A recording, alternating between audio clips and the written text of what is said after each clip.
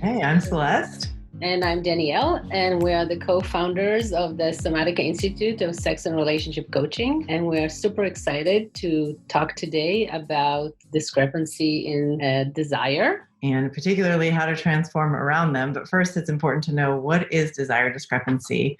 When we look it up online, I think mostly what we see people talking about in desire discrepancy is like mismatched libido. Like one person wants to have sex more and the other person wants to have sex less. But I think we think in Somatica of desire discrepancy much more broadly. Everything from maybe you want to have different kinds of sex, but also, I mean, I've seen couples struggle because one of them is a night person and the other one is a morning person. And that's also a desire discrepancy. And a lot of times when desire discrepancies arise, a lot of dynamics also arise around them. For example, the night person, morning person thing, maybe the night person starts, shaming the morning person. Why do you wake up so early? What's wrong with you? Are you anxious? And the morning person shames the night person. The early bird gets the worm. Like you sleep all the time. So what we see is a lot of folks like shaming each other about these things or getting into harmful dynamics instead of having good tools to work with them. Including shaming and also like trying to like get more of your needs met shaming is a good way to describe it, indeed. Like, oh, why don't you care about my needs? Why won't you just like do a favor? What's the big deal? Give me a little bit of a hand job. That's not going to take anything from you. So there's different ways of shaming people into having sex with you if they're not ready. Yeah, and I think sometimes when people have these different discrepancies in desire, they start to say, oh, maybe we're sexually incompatible, or, maybe all is lost. But we have helped a lot of couples to sort of take some of the pain out of these discrepancies and start to have as much and as wonderful sex as possible. So that's kind of what we want to help you do today. And I think the first thing that you need to do is figure out, like, where is the desire discrepancy coming from? So often people are so focused on one person wants to have more sex and the other person wants to have less sex that they never ask, like, why is that happening? And it's true, for some people, it's simply like a difference in the natural rhythms of their body. Like one person is just much more regularly horny and interested in sex, and the other person just has a lower sex drive, lower libido naturally. There are also differences that happen, I think, which we talk a lot about around gender socialization, where oftentimes in our offices, we see the high desire person can be the woman or the man. It's not always a man. But we do have some repression of women's sexuality in our culture, and there's more encouragement for men's sexuality. So sometimes there's a difference in libido there that just comes from like shame and repression of female desire. But yeah, sometimes it's natural. And then sometimes it is also one person is not really getting the kind of sex that they want in the relationship. And they sort of chalk it up, oh, I'm just not that horny, or I'm not feeling it today, because it's much harder to say, our sex life, the way that we're having sex isn't really touching on my needs, or maybe they haven't even thought about that. They just don't even know why they don't want sex. They just know it's kind of not worth the effort.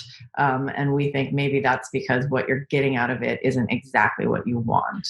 Yeah, and we talk in length about how to find what people want in our book, Coming Together. So we highly recommend that you check out this book. It will help you figure out how to really understand your turn on and your desires, and how to communicate it to each other, and really both the emotional erotic needs as well as the physical, what will help you get it physically. So we invite you to check Coming Together. Yeah, and what we see a lot with couples coming into our office with mismatched libidos is that often at the beginning of the relationship, maybe partly because of the honeymoon period, but also, just because at the beginning of a relationship, you might be wanting to have a lot of sex. You might both want to have a lot of sex. And maybe there's just a little discrepancy. Like it feels like one person wants it a little bit more and one person wants it a little bit less.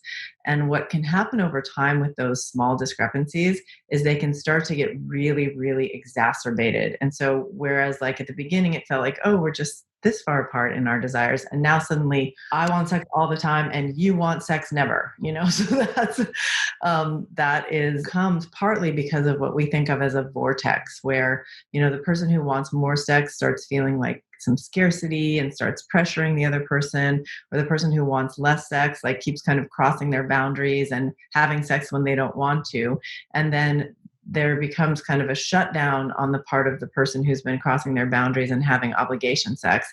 And there becomes like a scarcity rejection thing happening with the person who feels like they're not getting as much sex as they want. And then it starts to, then some resentment builds on both sides. And that sort of like pressure shutdown system takes over.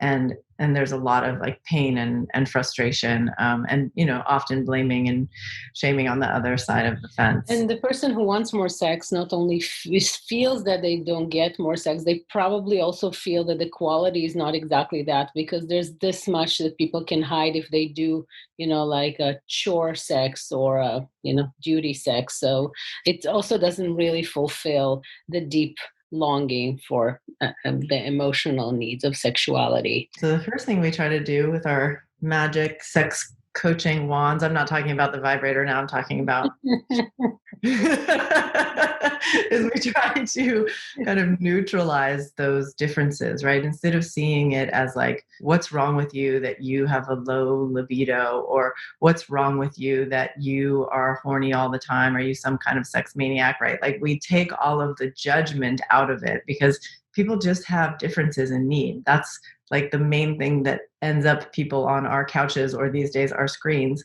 is that people have different needs. And often those needs feel very personal. They feel like rejection or pressure, like they feel shaming. And it isn't just like, okay, so let's just acknowledge that we have a desire discrepancy. If we can start there, you want more sex, I want less sex, or I want more sex, you want less sex. That's how it was in my relationships most of the time. I want more sex, you want less sex. And that desire discrepancy isn't anybody's fault. That's really, really important to feel into. And at the same time, it has an impact. It has an impact on the relationship. Like I might, if I'm wanting less sex, I might feel like pressured or overwhelmed. Or if I'm wanting more sex, I might feel like rejected or unloved. And to understand that you can have something can be nobody's fault and it can still have an impact is really, really helpful, because then you can start empathizing with your partner and seeing, yeah, it would be hard if I like really wanted that attention and wasn't getting it. And it would be hard if I felt pressured all the time and felt like I had to do it, or else I was gonna like feel like I was being mean. Those are hard positions to be in. And this is, if we are talking about differences in frequency, we can also talk, of course, about the differences in desires, like what kind of sex I want and what will tap into my erotic emotional needs. That also very much impacts how much people want to have sex, because if they don't get the sex that they want, they're less likely to want to have sex. So if someone want to have more frequency and then their partner feels like, oh, I just don't feel like I'm getting, but I don't what I want, but I don't know how to ask for it. And then I don't know exactly what I want, or I do know how to ask for it, but I feel embarrassed about asking for it. That can create challenge. So on our couches or on our screens, we really help people, and in our couples training, core training, we help people kind of really understand in more become more literate around what is it that turns them on, both psychologically and physiologically, so they can and then also how to communicate it in a way that's inviting and loving without making it anyone's fault that how come they did not figure it out so far, because people cannot figure out what turned the other person on. Mostly we project what turns us on the other person, and we hope that that works for them as well, because and that doesn't work. Like and showing someone that you like to kiss in a specific way without actually telling them that that's what you're doing will go under the radar. They would not figure it out that that's what turns you on. So we really break down and explain what is it that so you can tell people what turns you on, your partner, and teach them word by word, touch by touch, stroke by stroke, how to give it to you. Yeah, so there's kind of two different pathways here. One is if you have different kinds of sex that you want to have, and Danielle was talking about that, like how do you have the conversation in a way where you celebrate each other's desires, but you still respect each other's boundaries? and allow yourself to have boundaries. And then there's the other pathway that's like, what if you have a different amount of sex that you want to have? How do you get out of this negative, like pressure scarcity vortex? And so, with the pressure scarcity vortex, we're going through like neutralizing the difference. And then the next step is kind of to stop taking it personally, which we talked a little bit about, and sort of realize that it can feel very powerless or you can feel very pushed. There's different challenges depending on if you're in a monogamous or non-monogamous relationship. We really support everybody's relationship structure. I think sometimes everybody thinks, oh, you're the poly people. And it's not true. I actually identify as much more monogamous. And I have had open relationships in my life. But the point is, if you have monogamy, you have only one person, that you can get your sexual needs met with. And you feel oftentimes like, oh, if my partner has this need, then I need to provide it, right? So there's a little more pressure in the system there. Open relationships have totally different challenges, like, how do you deal with jealousy and those kinds of things? So it's really not, it's sort of like what type of relationship fits you best. And if you're dealing with monogamy and you're dealing with this discrepancy in desire, then you kind of have to sort of go into a little bit of an acceptance mode. This exists in our relationship, and if we're not going to outsource some of those desires with another person, then we need to figure out how to deal with it. So, one wonderful way of dealing with that, if for the high desire person, is masturbation. And Danielle's going to tell you about the glory.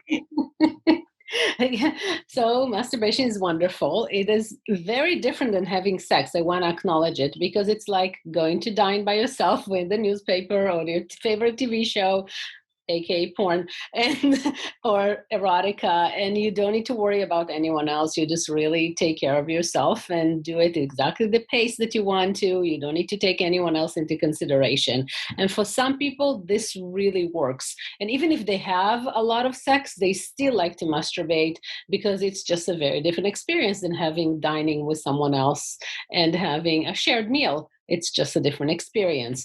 So for some people, like upping the amount of masturbation can really solve some of the problem of feeling that they don't get enough sex. It's really important, if you have the lower drive, that you kind of support your partner in taking some of the pressure off by like supporting their masturbation. Sometimes people kind of also feel like a little jealous or left out around masturbation. And so those are emotions to work on as well. Not that it's bad. I feel jealous sometimes when my partner masturbates to porn. So it's not like you're not supposed to have those feelings, but to kind of see how you can work through them, because that might be a nice outlet that your partner can have, so that it takes a little bit of pressure off of you if you're feeling like you don't want to have as much sex. And for some people, masturbation just will not scratch the itch.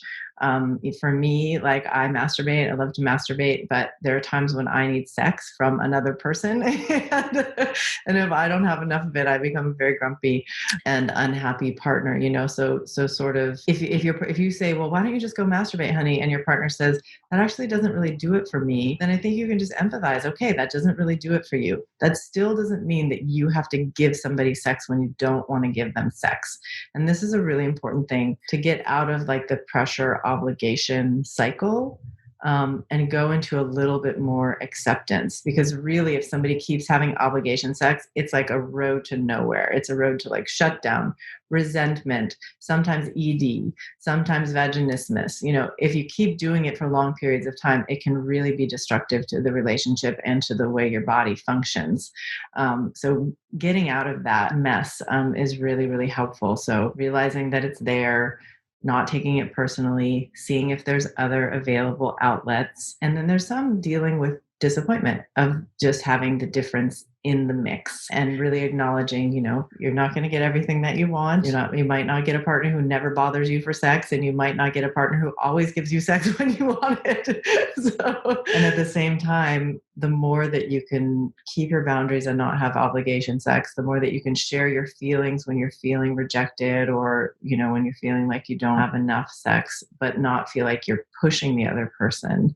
And you can listen to those feelings, right? You can listen, yeah, it's hard that you're not getting enough sex, and I totally get it. Instead of like, I don't know why you need so much sex, right? Like, to actually let the part of the soothing is just like accepting that there is some disappointment in being with it. So that can be really, really helpful. People who kind of really feel like for them to want to have sex with their partner, they need to feel already connected, or they need to feel they will be game for having more frequent sex, but they need to already feel some sort of connection or celebration.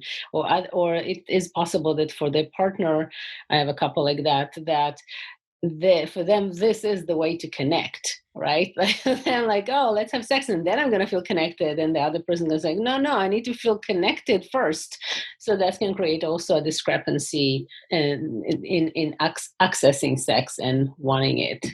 That's a really good example. I think it's really helpful there with turn taking, if possible, if Mhm. sometimes the person can be like, let's really do some connection stuff before sex. And sometimes the other person can be like, okay, let's just go for it. Let's have a quickie.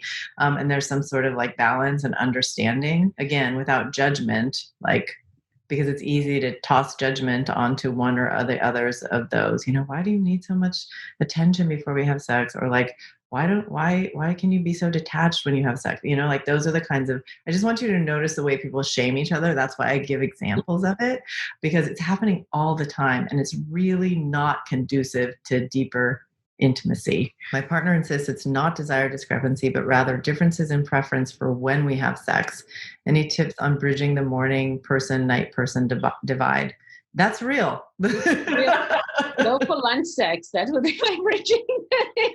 Like schedule some time, because some people, it's very actually, it's much more frequent that people realize that people have those different like night owl, morning owl, morning. What do you say in the morning? Not owl. Early bird. Early bird. Yeah. Early bird experience, because it really create people have different cycles in terms of when they're turned on. I know for me, lunchtime is the best time, and in the evening I'm much more tired. In the morning I'm not awake. So Yeah, I echo that, and I do feel like if I'm gonna have morning sex, like I always tell my partners, hey, my pussy sleeps in later than I do. So if you want to have morning sex with me, it's gonna take a lot more seduction. Like I actually have to be like teased and kissed and warmed up, and my body needs a lot more waking up if I'm gonna have morning sex. And again, if it gets too late, it's just like, oh man, how am I even gonna squeeze out an orgasm when I'm this tired?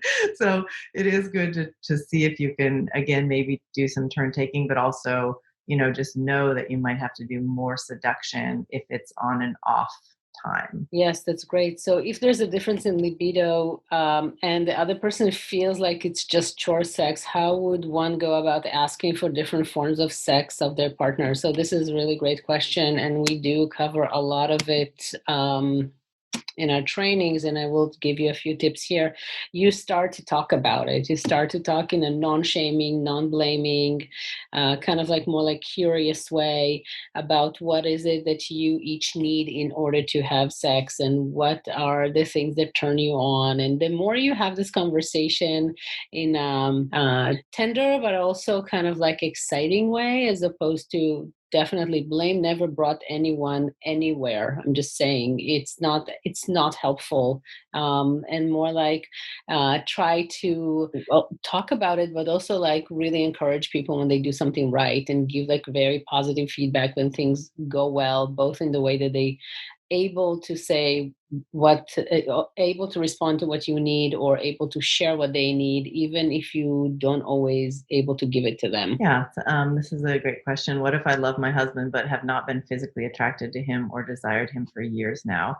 Again, come to our couples training. You'll really be able to work on that. But I'll just say, firstly, sometimes this can be dealt with by actually teaching a partner to give you the sex that you want. You might actually gain attraction if they know how to seduce you and have sex with you properly. But it's also possible that you will not be sexually attracted to or desirous of your husband. And that's why one of the things that we talk a lot about in Somatica is differentiating between attachment relationships and romantic relationships, and the feeling that we are supposed to have all of them in the same person forever, till death do you part, is a very unrealistic expectation. And one of the things that makes us really sad is that so many couples end up losing deep attachment and connection with each other because they think, I have to have all of this in one package, or something's wrong with me or something's wrong with you or something like that. When sometimes you feel very attracted to someone at the beginning and then you lose attraction, sometimes you marry someone for completely different reasons than attraction. And you sort of go, okay, so what do I do now? Because I don't really want to have sex with that person. And we really try to help people maintain their attachment relationship, whether that means the structure of the relationship needs to shift in some way, but not to feel like you have to break in the face of that, right? Like that you might be able to stay married and decide to have sex with other people, stay married and decide to not have sex at all. I just want you to do something that both of you are okay with, right? Not stay married, but stay really good friends and amazing co-parents if you have children, but to do something that feels good and gentle to both of you, where neither one of you feels like they're torturing me or they did this to me or you were supposed to da da da, like the way that we break in our relationships as opposed to shift is really sad, because then these deep loving attachments get ruined, that could be maintained. It's also can be very powerful to find like sometimes we want to get, well, most of the time, I know I do, want to get the whole full experience for myself every time. And sometimes it is really good to talk about taking turns, what would work for one person, and then what might work for the other person. Also, you can also talk about the most smaller common experience that will be satisfying for both of you. I don't know, maybe mutual masturbation, maybe sharing fantasies and talking about what turns you on. That can be a really hot event, by the way, just like talking, not touching, staying dressed, looking in each other's eyes, and sharing fantasies can be super hot. So, doing things that you haven't thought about before, and therefore coaching can be super helpful to get some ideas of what can you do in order to find this common denominator and common themes that will be a good beginning to start with. Wonderful. And if you love this webinar and you want to get those webinars right when we publish them on YouTube, sign up for our YouTube channel and you'll get updates on our videos, the webinars, and everything that we have to offer. We are super excited to spend time with you, and stay tuned. We will offer more webinars, and we can't wait to see more of you. So join us soon. Bye.